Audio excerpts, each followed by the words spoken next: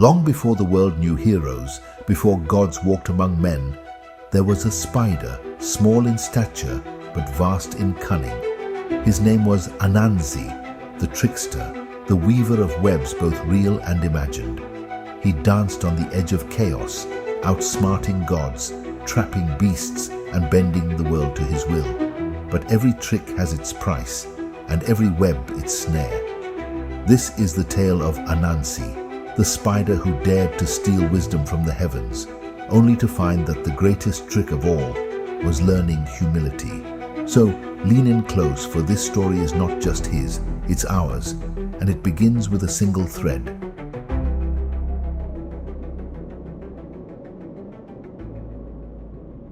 Long time ago, the world had no stories. All the tales belonged to Nyame, the sky god, and he kept them high in the sky where no one could reach them. Anansi wanted to change that. He climbed up to Nyame and said, "Great Nyame, I want to bring stories to the people. Will you give them to me?" Nyame laughed. "You, a tiny spider, what can you do?" he asked. "If you want my stories, you must prove your cleverness. Capture a python, a leopard, hornets, and a fairy, and bring them to me." Anansi knew this was a big challenge, but he smiled and said, "I will do it." Then he set off on his mission. First, Anansi met the python. "I hear you're not as long as people say," Anansi said. The python got angry and stretched out to prove its size. Anansi quickly tied it to a stick and carried it away. Next, he found the leopard. Anansi dug a deep hole and covered it with leaves. The leopard fell in, and Anansi helped him out, pretending to be kind. But as soon as the leopard climbed up, Anansi tied him up too. For the hornets, Anansi pretended it was raining.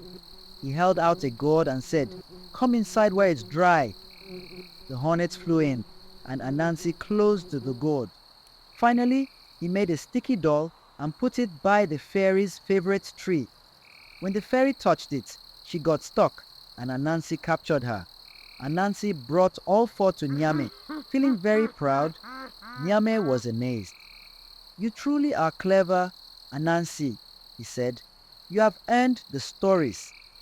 Nyame gave Anansi a golden box filled with stories and told him to share them with the world. Anansi climbed down to the earth and opened the box. Stories flew out, filling the hearts and minds of people everywhere. From that day, Anansi became the keeper of stories. He traveled from village to village, sharing tales that taught lessons and brought laughter. The people loved Anansi for bringing stories to their lives, and they passed his tales down through generations. Anansi learned that cleverness could be used for good, and he was proud to be the storyteller of the world.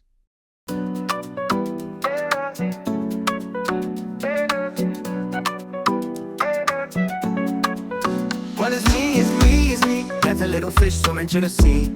We're a little fish to that rich gold. Oh man, see this God not we anymore.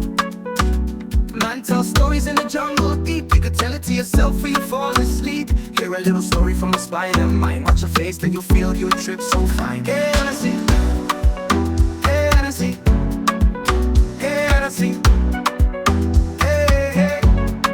Truth be told, we're at the start of the finish. Life getting true for the sinners. 12:30 folk, dug out, pit hole in the middle. Hear me now, it's you, spoofing folk, no more. Well, we be survivors, you hear me now? Tell me now, we're gonna reach wind up. Tell me now, do we get wind up? Ooh, yeah, hey.